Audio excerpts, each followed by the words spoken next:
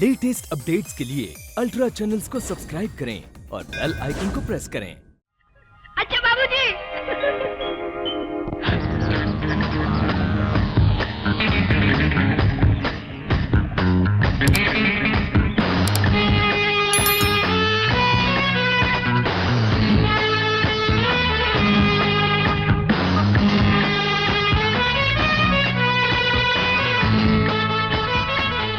चोरी चुगलखोर, 2 कौड़ी की फूल बेचने वाली हमारी शिकायत करती है। राजू को किसने बताया कि उसके बाग से हमने फूल तोड़े? जवाब दे वरना ना काटूंगी। उन लोगों ने मुझे पकड़कर धमकी दी और कहा कि नुकसान का सारा पैसा मुझसे वसूल करेंगे। मैं गरीब फूल बेचने वाली आखिर इतनी रकम कहां से भर सकती थी? तो मैंने बता दिया। बता दिया? तेरी जुबान पर हमारा नाम आया कैसे? आज तेरा सारा घमंड चुगलखोरी अगर हमने ना निकाल दिया तो हमारा नाम भी रेखा नहीं। आप मेरी बात तो सुनिए, छोड़ दीजिए। कभी ऐसा किया तो जान से मार डालूंगी। हिटलर की औलाद दुनिया भर का नुकसान खुद करती है और तुम्हारे किए का जुर्माना ये भरेगी। हाथ छोड़कर तमीज से बात करो। ये हमारा गांव है, यहाँ जो हमारे जी में आएगा वो हम करेंगे। तुम कौन होते हो हमसे पूछने वाले? मैं एक इंसान और वो लोग जिनकी शक्लें तो इंसानों जैसी होती हैं लेकिन हरकतें जानवरों जैसी करते हैं, उन्हें मैं अक्सर इंसान बनाने की कोशिश किया करता हूँ। ओहो, गांव में नए आए हो शायद, इसीलिए हमारा हाथ पकड़ने की हिम्मत की तुमने। तुम ये जानते नहीं हम कौन हैं और क्या कर सकते हैं? क्या कर सकती हो? काट लूंगी अगर दोबारा ऐसी हरकत की तो की बच्ची चल यहाँ से। Come on girls.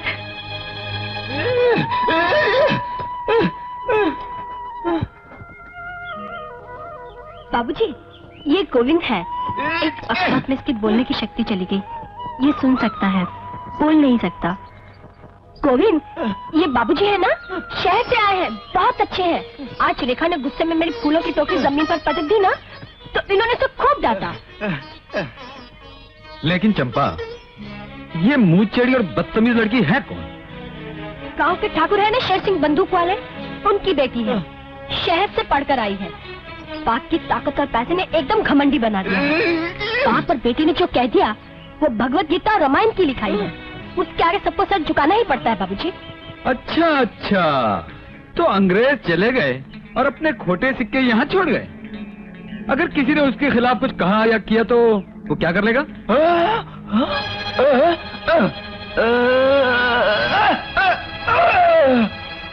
वो गोली मार देगा।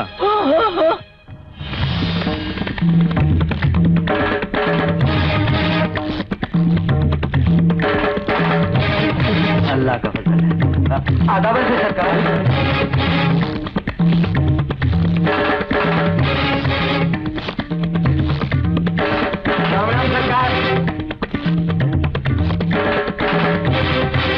नमस्ते मालिक।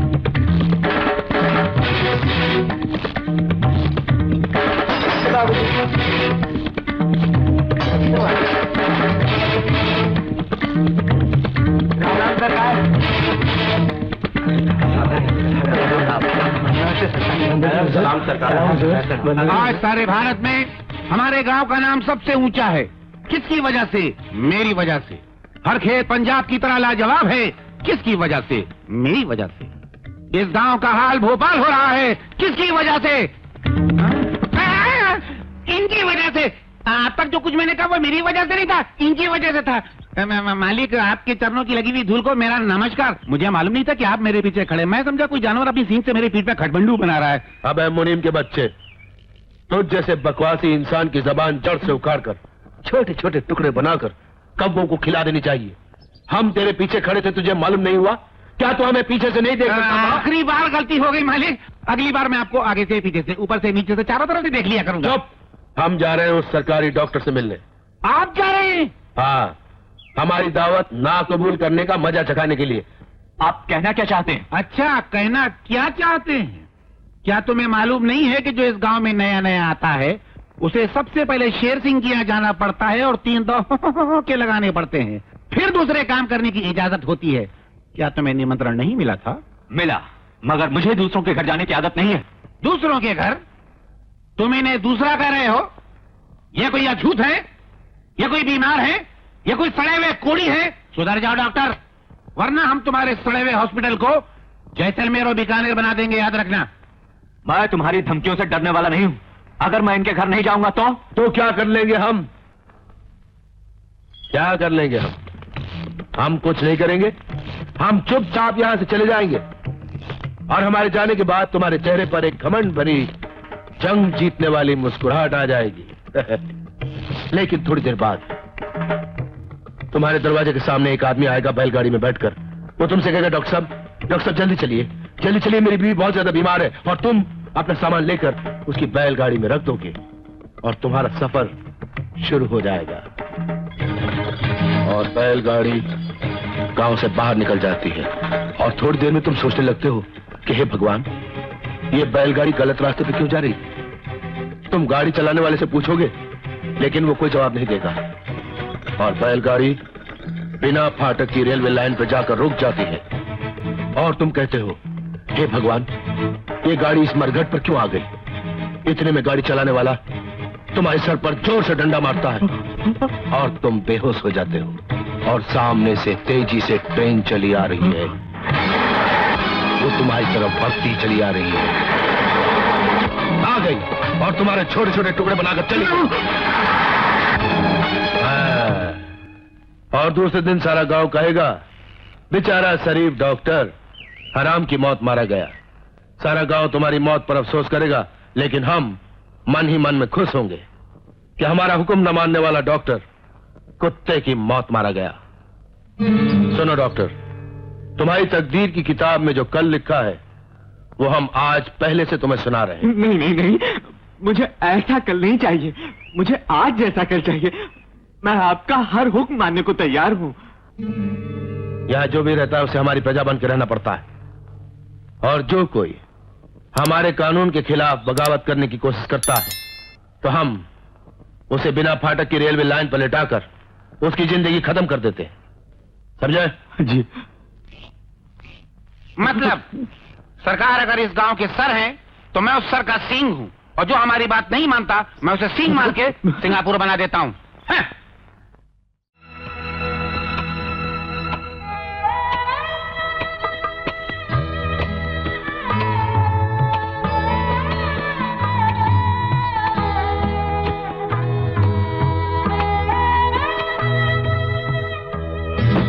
पद्मा, हाय माँ। देख, शांता बहन के गेहूं कूट दिए हैं, ये आटा उन्हें जाके दे दे और पैसे ले आना। ठीक है माँ। लक्ष्मण का कुर्ता भी मैंने सी दिया है, वो भी दे आती हूँ और पैसे ले आती हूँ। हाँ, आते वक्त दुकान से चावल ले आना, घर में चावल का एक दाना नहीं है। भैया, बेटे, तू कब आया? मेरी माँ लोगों की मजदूरी करके जब मुट्ठी भर चावल खरीदने का जिक्र कर रही थी, मैं उसी वक्त आ गया माँ। मगर रवि, इस तरह अचानक खबर दिए बगैर तू कैसे चला आया? अगर मैं अपने आने की खबर देता तो तुम लोग मुझे अपने दुखों की खबर कहां होने देते? चेहरे पर मुस्कुराहट की चादर डालकर अपनी तकलीफों को मुझसे छुपा लेते। नहीं बेटा, वो अब मुझे पता चला क्यों तुम हर त्योहार पर मुझसे मिलने शहर आया करती थी, क्यों मुझे गांव में नहीं आने देती थी। मैं कभी ख्वाब में भी नहीं सोच सकता था कि घर बिक चुका है और तुम लोग ऐसे टूटे फूटे झोपड़े में रहते हो जिसकी हालत बताती है कि धूप में जलता है, बारिश में पानी से भरा रहता है। 2 वक्त की रोटी कमाने के लिए मजदूरी करनी पड़ती है। मेरी बहन सुई धागा लेकर लोगों के कपड़े सीती है। मां, कब से तुम लोग ऐसी मर मर कर जीने वाली जिंदगी गुजार रहे हो? बताओ मां, बताओ ये बर्बादी कैसे हुई मां? बताती हूँ बेटे, सब कुछ बताती हूँ। आज तक सारी हकीकत इसलिए छुपाई रखी तुझसे। अगर तुझे जरा भी शक होता तो पढ़ाई छोड़कर शहर से गांव आ जाता।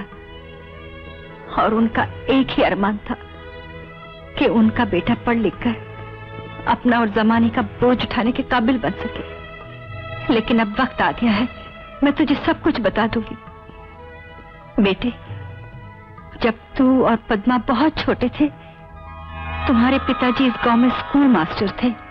इस गांव का हर आदमी उनकी इज्जत करता था। उनकी सच्चाई और ईमानदारी की लोग कस्में खाते थे।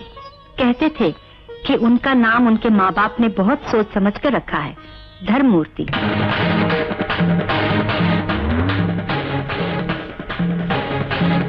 एक दिन तुम्हारे पिताजी ने मुनीम और शेर सिंह को जुर्म करते हुए देख लिया। एक आदमी को जान से मारते हुए देखा।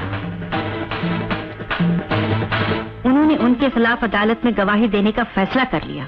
शेर सिंह और मुनीम ने तुम्हारे पिताजी की बड़ी मेहनत की, उन्हें खरीदने की कोशिश की, धमकाया कि वो अदालत में गवाही ना दें, मगर तुम्हारे पिताजी ने सच्चाई का दामन नहीं छोड़ा। उन्होंने कहा, मैं एक स्कूल मास्टर हूँ, सच बोलना सिखाता हूँ, सच जरूर बोलूंगा।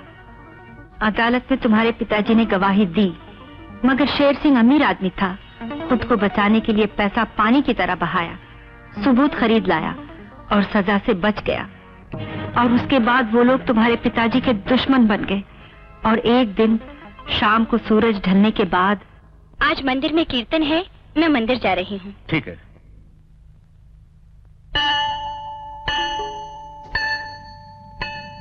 मेनका जी, आप क्यों, क्या बात है? सर, आपने स्कूल के बच्चों के लिए जो नोट्स बनाए थे वो लेने आई हूँ। नई हूँ ना, अगर मिल जाए तो पढ़ाने में आसानी हो जाएगी। हाँ क्यों नहीं, आप बैठिए, मैं भी लाता हूँ।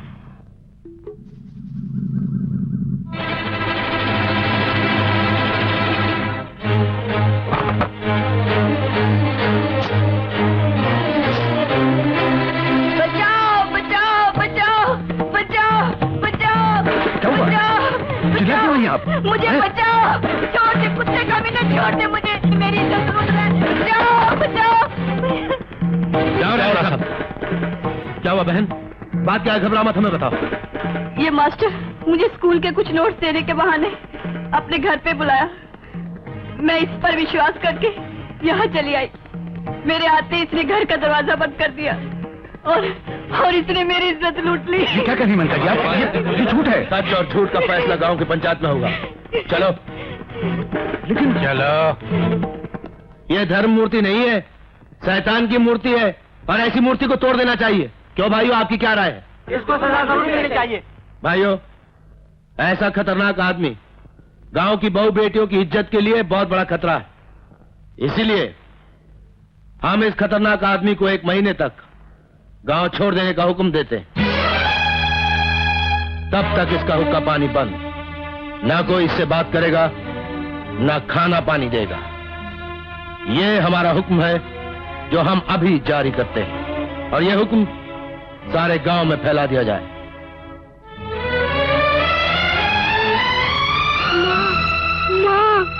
एक महीना गुजर गया और कुछ महीने गुजरे, वो वापस नहीं आए। मेरी बड़ी तमन्ना थी कि तुम्हें पढ़ा लिखा कर एक काबिल इंसान बनाऊं। इसलिए एक दिन पैसे? कैसे पैसे? मेरे पति ने आपके स्कूल में 15 साल नौकरी की, उनका जो प्रोविडेंट फंड जमा है वो लेने आई हूँ। शायद तुम्हें मालूम नहीं, वो पैसे तो तुम्हारा पति कब का ले चुका है। क्या? उन पैसों के साथ तुम करोगी क्या? अपने बेटे रवि को पढ़ाने के लिए शहर भेजूंगी। इसे पढ़ाने के लिए शहर भेजोगी? हाँ ठाकुर साहब, मैं पढ़ना चाहता हूँ। चुप है, तेरे बाप ने पढ़ लिख कर कौन से झंडे गाड़ दिए थे जो तू पढ़ लिख कर उखाड़ देगा उन्हें? पढ़ाई लिखाई में कोई दम नहीं है। काम कर, कल से हमारे यहाँ आ जाना, भैंसों का तबेला साफ कर देना, गोबर वोबर उठा देना, हम कुछ पैसे दे देंगे तुझे। कम से कम 10 रुपए तो दे दीजिए, ताकि मैं इसे शहर भेज सकूं। आ गई अपनी औकात पर, भीख मांगना शुरू कर दिया। सावित्री, तुम्हारा पति धर्म मूर्ति तुम लोगों को भूख और प्यास की मूर्ति बना के यहाँ से चला गया। अब तुम्हारे सामने 2 ही रास्ते, या तो अपने बच्चों से भीख मंगवाओ गली गली ताकि तुम्हारा गुजारा हो सके, या फिर हमारे यहाँ नौकरी के लिए भेज दो। कभी नहीं ठाकुर साहब, मैं भूखी मर जाऊंगी, लोगों की मजदूरी करके अपने बच्चों का पेट पालूंगी, मगर दोबारा आपके दर पर कभी नहीं आऊंगी। मैं अपने बच्चों के सर पर हाथ रखकर अपने सुहाग की कसम खाती हूँ। मैं दुनिया का हर दुख बर्दाश्त कर लूंगी, मगर अपने बेटे को जरूर पढ़ाऊंगी। उसे बहुत बड़ा इंसान बनाऊंगी, ताकि एक दिन वो आपसे अपने बाप की बेइज्जती का बदला ले।